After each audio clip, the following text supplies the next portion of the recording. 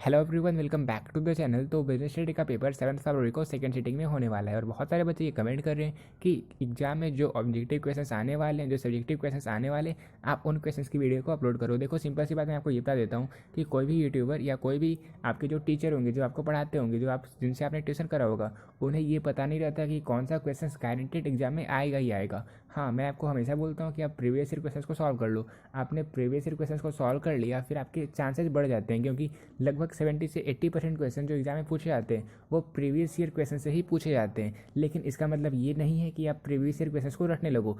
मैं आपको उस तरीके से चीज़ों को बताता हूँ ताकि आपके कॉन्सेप्ट भी क्लियर हो जाएँ और एग्जाम में कुछ न्यू क्वेश्चंस रहें, आप उन्हें भी सॉल्व कर सको। जैसे देखो, आपके जितने भी क्वेश्चंस, ये है 2022 का मॉडल पेपर, और यहाँ पे आपको जो क्वेश्चंस मिलेंगे देखने को, वो सारे क्वेश्चंस बहुत ही बेसिक है। जैसे मैं आपको क्वेश्चन दिखा देता हूँ। देखो, क्वेश्चन नंबर फर्स्ट है, explain to characteristics of management. जैसे कि प्रबंध की 2 विशेषताओं की व्याख्या आपको यहाँ पे करना है। तो आप सिंपली देख सकते हो मैनेजमेंट की क्या डिफिनेशन होती है, इसके क्या फीचर्स होते हैं, क्या इसके इंपॉर्टेंस होते हैं, इसके अलावा इनके कौन से फंक्शन है, और मैनेजमेंट कितने लेवल के होते हैं, top level, middle level, lower level, ये क्या होता है। मतलब इन्हीं चीज़ों को तो आपको फर्स्ट चैप्टर में पढ़ना होता है। तो अगर आपने उस चीज़ को पढ़ रखा तो इन क्वेश्चंस को आपको अलग से पढ़ना नहीं पड़ेगा। अगर आप प्रीवियस क्वेश्चंस को देखोगे, उनके सॉल्यूशन को रट रहे हो, तो ये गलत चीज़ कर रहे हो। आपको चैप्टर वाइज रिवीजन करना है, और चैप्टर वाइज रिवीजन करने के बाद जितने भी प्रीवियस ईयर क्वेश्चंस हैं, आपको देखना है कि इन सारे क्वेश्चंस को आप लोग इजीली सॉल्व कर सकते हो या नहीं। जैसे फर्स्ट क्वेश्चन तो बहुत ईजी था, लगभग 100 में से 95% स्टूडेंट्स क्वेश्चन को सॉल्व इजीली कर देंगे।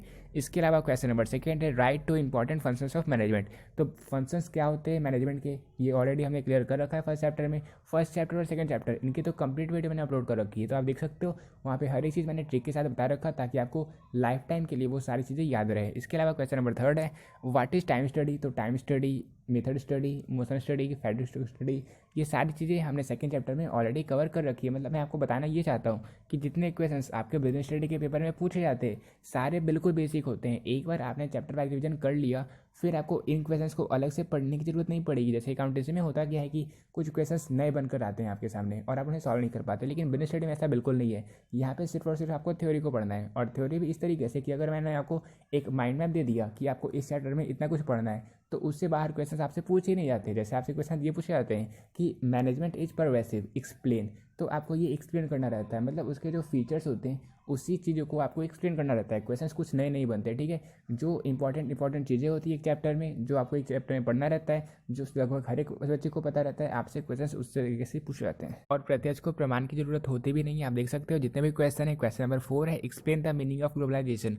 तो LPG यानी कि लिबरलाइजेशन, प्राइवेटाइजेशन एंड ग्लोबलाइजेशन, इन तीनों को हमने थर्ड चैप्टर बिजनेस एनवायरनमेंट में पढ़ रखा है, जहाँ पे हमने ये देखा था नई इकोनॉमिक पॉलिसी 1991 में इन तीनों को इंट्रोड्यूस किया गया था। और इसके अलावा थर्ड चैप्टर में हमने ये भी देखा था कि इंटरनल एनवायरनमेंट क्या होता है, एक्सटर्नल एनवायरनमेंट क्या होता है, पिस्टल क्या होता है। पिस्टल यानी कि political, economic, social, technological and legal environment क्या होता है। इन सारी चीज़ों को हमने पढ़ रखा था और हमने ये भी देख रखा था कि कौन कौन से फैक्टर होते हैं जो इन्हें अफेक्ट करते हैं। जैसे कि आप देख सकते हो क्वेश्चन नंबर 5 है, state any 3 factors of economic environment. तो ये सारे बहुत ही ज़्यादा बेसिक क्वेश्चन है। आप मतलब चैप्टर वाइज रिवीजन कर लेते हो, आप इन सारे क्वेश्चन को सॉल्व कर दोगे। इसलिए मैं आपको फिर से बोल रहा हूँ, आप चैप्टर वाइज रिवीजन कर लो।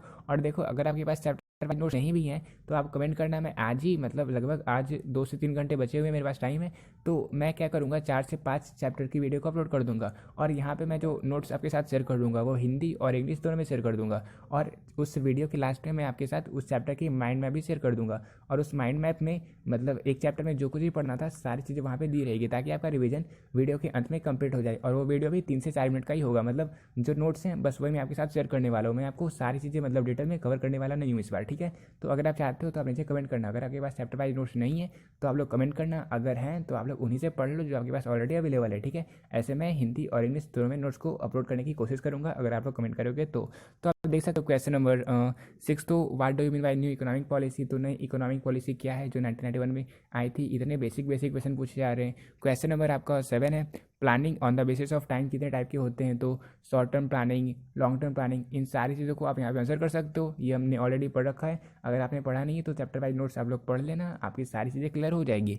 फिर आप देख सकते हो क्वेश्चन नंबर 8 है, state any two limitations of planning. तो मैंने आपको बोल रखा है कि जैसे आप प्लानिंग के चैप्टर में देखोगे तो प्लानिंग की क्या लिमिटेशन होती है, प्लानिंग के क्या इंपॉर्टेंस होते हैं, इसके क्या फीचर होते हैं, आपको इन्हीं चीज़ों को प्लानिंग के चैप्टर में पढ़ना होता है। फिर इसके कितने टाइप होते हैं, आपको इन्हीं चीज़ों की इर्द गिर्द आपका ये जो चैप्टर है वो घूमता रहता है। तो माइंड मैप मैं आपके साथ शेयर कर दूंगा, तो आपको ये भी पता चल जाएगा कि उस चैप्टर में आपको कितनी चीज़ों को पढ़ना है। और जो भी नोट्स मैं आपको प्रोवाइड करूँगा आप उन्हें एक बार रिटर्न डालना, वो बहुत ही सिंपल से बेसिक से बिल्कुल मतलब इजी लैंग्वेज में दिए हुए, उन्हें आप लोग एक बार पढ़ोगे फिर एग्जाम में आप लोग इजीली आंसर कर सकते हो, ठीक है। फिर आप देख सकते हो क्वेश्चन नंबर 8 है, write two characteristics of organisation. तो ऑर्गेनाइजेशन क्या होता है, इसके 2 फीचर्स को आपको यहाँ पे बताना है। फिर क्वेश्चन नंबर 10 है, write two objectives of organisation. मतलब यहाँ पे आप जो भी क्वेश्चन दिख रहे होंगे आपको, आप कहीं पे आप फीचर देख रहे हो, कहीं पे आप ऑब्जेक्टिव्स देख रहे हो, कहीं पे आप लिमिटेशंस देख रहे हो, मतलब जो मैंने आपको बता दिया कि आपको चैप्टर वाइज रिवीजन में यही कुछ पढ़ना रहता है, उन्हीं से क्वेश्चंस पूछे जाते हैं। तो मतलब मुझे खुद लग रहा है कि मैं टाइम पास कर रहा हूँ।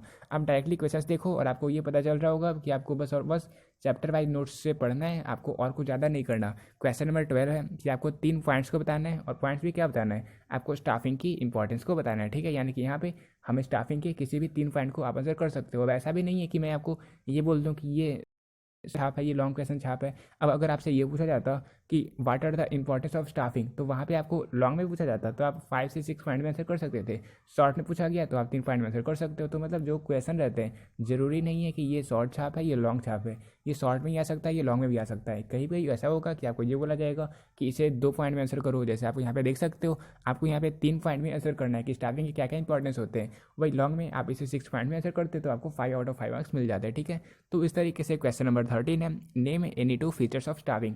तो अब आपको स्टाफिंग के फीचर्स को बताना है। फिर आप देख सकते हो name any 2 method of training. तो आपको पता होगा एक होता है ऑन द जॉब ट्रेनिंग, एक होता है of the job training method, ठीक है। तो इन मेथड को आपको आंसर करना है।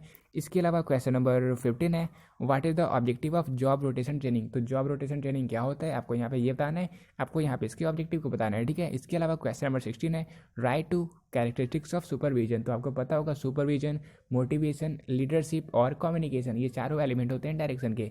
तो आपको बताना है कि सुपरविजन क्या होता है। मतलब इतने बेसिक बेसिक क्वेश्चन है ये। आप अगर आपने चैप्टर वाइज नोट्स पढ़ा नहीं है, चैप्टर वाइज रिवीजन आपने करा नहीं है, तो आपको लग रहा होगा कि नहीं ये क्वेश्चन हार्ड है, मैं एक दिन में कवर नहीं कर सकता। लेकिन आप लोग एक बार नोट्स को पढ़ोगे तो मतलब आप ये देखना, जैसे अगर आप इंपॉर्टेंस पढ़ रहे हो तो जो इंपॉर्टेंस आपने एक चैप्टर में पढ़ा है, आपने प्लानिंग में पढ़ा है, वही आप ऑर्गेनाइजिंग में भी देखोगे, वही आप स्टाफिंग में भी देखोगे। तो मतलब हर एक चैप्टर एक दूसरे से रिलेटेड है। इंपॉर्टेंस देख लो, लिमिटेशन देख लो, फीचर्स देख लो, वो सभी एक दूसरे से रिलेटेड है। जैसे goal oriented process, pervasive in nature, तो ये सारे एक दूसरे से रिलेटेड है। तो एक चैप्टर को आप क्लियर करोगे, सेकंड चैप्टर स्टार्ट करोगे तो आपको वही चीज़ें देखने को मिलेगी, जैसे आप ज़्यादा अच्छे तरीके से रिवीजन कर सकते हो। इसलिए मैं आपको बोल रहा हूँ आप VVI के चक्कर में मत पढ़ो। जो चैप्टर वाइज नोट्स हैं, चैप्टर वाइज रिवीजन है, वो कर लो, बस आपको इतना ही करना है बिजनेस स्टडी के पेपर में। इसके अलावा देखो आप क्वेश्चन नंबर 17 है, what is the difference between direction and supervision. तो जब आपको ये पता रहेगा कि डायरेक्शन क्या होता है, जब आपको ये पता रहेगा कि सुपरविजन क्या होता है, तो आप इसके डिफरेंस को भी आंसर कर सकते हो, ठीक है। बेसिक सा क्वेश्चन ही है, आपको बस डिफरेंस को बताना है। तो अगर आपको डिफिनेशन पता रहेगी तो आप इसके डिफरेंस को भी बता सकते हो। फिर आप देख सकते हो क्वेश्चन नंबर 18 है, state any 4 features of motivation. अब आपको यहाँ पे ये बताना है कि मोटिवेशन के कौन कौन से कैरेक्टरिस्टिक्स होते हैं। जैसे एक तो हो गया साइकोलॉजिकल फिनोमिनन, एक हो गया कॉम्प्लेक्स इन नेचर, इसके अलावा ये होता है ह्यूमन बेस्ड होता है, मतलब इसका जो नेचर होता है वो ह्यूमन बेस्ड होता है, मोटिवेशन का कार्य होता है, ठीक है। तो ये सारे इसके फीचर्स होते हैं, हम वहाँ पे भी क्लियर कर लेंगे। जब हम नोट्स को शेयर करेंगे आपके साथ तो हम वहाँ पे इन सारे क्वेश्चंस को बता नहीं पा लें, ठीक है। तो उन सारे क्वेश्चंस को आप लोग इजीली सॉल्व भी कर दोगे। और साथ ही साथ मैं जब वीडियो को कंप्लीट कर दूंगा, मैं सारे नोट्स को आपके साथ शेयर कर दूंगा, तो मैं पिछले 5 से 6 साल में जितने भी क्वेश्चंस पूछे गए आपके सब्जेक्टिव के एग्जाम में, चाहे वो शॉर्ट हो चाहे वो लॉन्ग हो, मैं आपको दिखा दूंगा कि कितने बेसिक क्वेश्चन थे। और जब आपने चैप्टर वाइज नोट्स को कंप्लीट कर लिया फिर आप सारे क्वेश्चंस को इजीली सॉल्व भी कर लोगे, ठीक है। और इसके अलावा मैं ये भी कोशिश कर रहा हूँ कि मैं जितने भी ऑब्जेक्टिव क्वेश्चन हैं जो पिछले 5 से 6 साल में पूछे गए, मैं उन सारे क्वेश्चंस को एक वीडियो में कवर कर लूँ, ठीक है। आप देख सकते हो ये सारे जो क्वेश्चन है बहुत ज़्यादा बेसिक हैं, खुद से पढ़ लो आप। क्वेश्चन नंबर 20 है, state two example of non monetary incentives. तो एक होता है मॉनेटरी इंसेंटिव, एक होता है नॉन मॉनेटरी इंसेंटिव। तो आपको ये पता रहेगा तो उसी टाइम आप ये भी देख रहे हो कि इसके क्या क्या एग्जाम्पल होते हैं। इसके अलावा क्वेश्चन नंबर 21 है, state any 4 quality of a good leader. तो एक गुड लीडर की क्या क्या क्वालिटी होनी चाहिए। इतने बेसिक बेसिक क्वेश्चन एग्जाम में पूछे जा रहे हैं और आपको पता ही होगा आपको सिर्फ 15 क्वेश्चन को ही सॉल्व करना होता है। और यहाँ पे 21 क्वेश्चन आपने देख लिए और आपको सारे क्वेश्चन ईजी लग रहे हैं। मतलब आप समझ लो कि अगर आपने चैप्टर वाइज रिवीजन कर रखा है तो आपके लिए बहुत ज़्यादा बेनिफिट आपको मिलने वाला है। अगर आपने नहीं करा तो आप लोग कर लो, एक दिन आपके पास इनफ टाइम है, बहुत घंटे होते हैं एक दिन में, और आप लगभग 8 से घंटे भी पढ़ लोगे बिजनेस स्टडी तो आप कंप्लीट कर सकते हो, ठीक है। कोई भी चैप्टर में आपको 1 घंटे लगने नहीं वाले, समझे। अगर आपको ऐसा होगा कि फर्स्ट चैप्टर में 1 घंटा लगेगा, फिर सेकंड चैप्टर में आपको 30 मिनट तो फिर थर्ड चैप्टर में आपको 20 मिनट, बिजनेस एनवायरनमेंट तो और छोटा सा चैप्टर, तो आप उन सभी चीज़ों को कवर कर सकते हो, ठीक है। फिर आप देख सकते हो क्वेश्चन नंबर हमारा 22 है, explain any two advantage of formal communication. तो पढ़ा होगा आपने फॉर्मल कम्युनिकेशन क्या होता है, इनफॉर्मल कम्युनिकेशन क्या होता है। फॉर्मल कम्युनिकेशन में हम सारे रूल्स रेगुलेशन को फॉलो करते हैं, जबकि इनफॉर्मल कम्युनिकेशन में हम रूल्स रेगुलेशन वगैरह को फॉलो नहीं करते। तो आपको यहाँ पे डिफरेंस को बताना है, सॉरी यहाँ पे डिफरेंस नहीं, आपको यहाँ पे एडवांटेज को बताना है, ठीक है। इसके तो एडवांटेज को आपको यहाँ पे बताना है कि फॉर्मल कम्युनिकेशन के क्या क्या एडवांटेज होते हैं। इसके अलावा क्वेश्चन नंबर 23 है, what do you mean by controlling. तो कंट्रोलिंग क्या होता है, इसके डिफरेंसेस सिंपली आपको यहाँ पे क्लियर करनी है, आपको यहाँ पे आंसर करना है। फिर आप देख सकते हो क्वेश्चन नंबर 24 है, state the 2 important objectives of financial planning. तो फाइनेंशियल प्लानिंग क्या होता है, ये हम कहाँ पढ़ेंगे, ये हम पढ़ेंगे पार्ट बी के फर्स्ट चैप्टर में, ठीक है। फाइनेंशियल मैनेजमेंट के चैप्टर में हमें ये भी देखना है कि फाइनेंशियल प्लानिंग क्या होती है, इसके अलावा वर्किंग कैपिटल क्या होता है, उन सारी चीज़ों को हम वहाँ पे पार्ट बी के फर्स्ट चैप्टर में कवर कर लेंगे, ठीक है। उनके नोट्स में मैं सारी चीज़ें आपके साथ शेयर कर दूंगा। इसके अलावा आप देख सकते हो क्वेश्चन नंबर 25 है, write two objectives of capital structure. तो आपको वही चीज़ों को बताना है जो ऑब्जेक्टिव होते हैं कैपिटल स्ट्रक्चर के, आपको वो बताना है। तो सिंपल सा क्वेश्चन है ये भी। आप देख सकते हो क्वेश्चन नंबर 26 है, what do you mean by working capital. तो वर्किंग कैपिटल क्या होता है, फिक्स्ड कैपिटल क्या होता है, आपको इन चीज़ों को आंसर करना है, और ये भी हमें पार्ट बी के फर्स्ट चैप्टर में ही पढ़ना है। फिर आप देख सकते हो क्वेश्चन नंबर 27 है, state any 3 feature of primary market. तो प्राइमरी मार्केट क्या होता है, सेकेंडरी मार्केट क्या होता है, न्यू इशू शेयर मार्केट क्या होता है, आपको ये सारी चीज़ें पता होगी। न्यू इशू शेयर मार्केट किसे कहा जाता है, मतलब ये सारी चीज़ें आपने अगर पढ़ रखा है चैप्टर को तो आपको पता होगा, अगर नहीं पढ़ रखा है तो आप लोग बोलना, मैं शेयर कर दूंगा। मैं बहुत ही जल्द वीडियो को अपलोड करने की कोशिश करूंगा, क्योंकि वहाँ पे मुझे कुछ आपको सारी क्वेश्चंस की एक्सप्लेनेशन नहीं देनी पड़ेगी, मैं बस आपको नोट्स शेयर कर दूंगा सिंपली हिंदी और इंग्लिश दोनों में, ठीक है। फिर आप देख सकते हो क्वेश्चन नंबर 28 है, what is zero coupon bond. Question number 29 है, give the names of 2 consumer organisation. तो आपने देखा होगा जैसे आपका वॉइस हो गया, इसके अलावा कंज्यूमर एसोसिएशन कोलकाता हो गया, तो ये सारे कंज्यूमर ऑर्गेनाइजेशन के ही एग्जाम्पल हैं, इसके ही नेम्स हैं, ठीक है। फिर आप देख सकते हो क्वेश्चन नंबर 30 है, गिव 2 कैरेक्टरिस्टिक्स ऑफ एंटरप्रेनर। तो ये तो हमने एंटरप्रेन्योरशिप में भी पढ़ रखा है। इसके अलावा आप यहाँ पे जो बिजनेस स्टडी का लास्ट चैप्टर है एंटरप्रेन्योरशिप डेवलपमेंट, वहाँ पे आपको ये भी पढ़ना था कि एंटरप्रेनर के क्या फीचर्स होते हैं, आप इन्हें बता सकते हो, ये क्रिएटिव होते हैं। तो ये सारी चीज़ें जो एक एंटरप्रेनर पोजेज करता है आप वो यहाँ पे आंसर कर सकते हो, ठीक है। तो आपने ये तो देख लिया कि शॉर्ट क्वेश्चन कितने ईजी रहते हैं, कितने बेसिक रहते हैं। अब आप ये देखो जो लॉन्ग क्वेश्चन रहते हैं वो उनसे भी ज़्यादा ईजी है, ठीक है। जैसे क्वेश्चन नंबर फर्स्ट है, what are the major objectives of scientific management. तो साइंटिफिक मैनेजमेंट क्या क्या ऑब्जेक्टिव्स होता है आपको क्लियरली पता होगा, प्रोडक्शन को बढ़ाने के लिए। इसके अलावा वर्कर के जो वर्किंग आवर होते हैं वो कम हो जाते हैं, इसके अलावा जो एफिशिएंसी होती है वो बढ़ जाती है। तो ये सारे ऑब्जेक्टिव होते हैं साइंटिफिक मैनेजमेंट के, और ये भी हम पढ़ लेंगे चैप्टर नंबर 2 में, ठीक है। साइंटिफिक मैनेजमेंट यानी कि आपको पढ़ना होता है प्रिंसिपल्स ऑफ मैनेजमेंट में, वहाँ पे हम इन सारी चीज़ों को कवर कर लेंगे। फिर आप देख सकते हो सेकेंड नंबर क्वेश्चन है जो कि लॉन्ग क्वेश्चन है, वो है what are your responsibility as a consumer. तो we will ask for a cash memo. इसके अलावा we should read labels carefully, और we should create a consumer organisation in our society. ये सारी एक कंज्यूमर की रिस्पॉन्सिबिलिटी होते हैं, उनके ड्यूटी होते हैं, ठीक है। तो ये भी हम कंज्यूमर अवेयरनेस के चैप्टर में कवर करेंगे, ठीक है, जो आपको पार्ट बी के चैप्टर में कंप्लीट करना है, पार्ट बी में आपको कंप्लीट करना है। इसके अलावा आप देख सकते हो क्वेश्चन नंबर 33 है, describe the importance of business environment in management. तो बिजनेस एनवायरनमेंट का क्या इंपॉर्टेंस होता है, आपको सिंपली ये आंसर करना है। अब इन मैनेजमेंट से आप ज़्यादा यहाँ पे कंफ्यूज मत होना, आपको सिंपली ये बताना है कि बिजनेस एनवायरनमेंट के क्या क्या इंपॉर्टेंस होते हैं, ठीक है।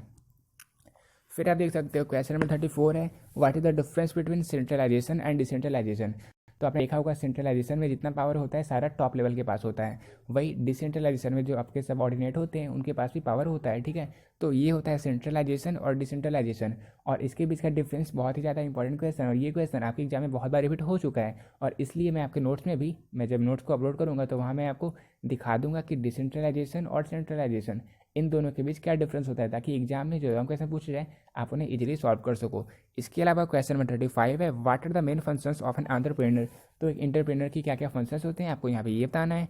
इसके अलावा क्वेश्चन नंबर 36 है, what is capital market, state it's any 5 characteristics. तो आपको पता होगा कैपिटल मार्केट क्या होता है, और इसके अंतर्गत ही आपको प्राइमरी मार्केट, सेकेंडरी मार्केट, इन सारी चीज़ों को पढ़ना रहता है, ठीक है।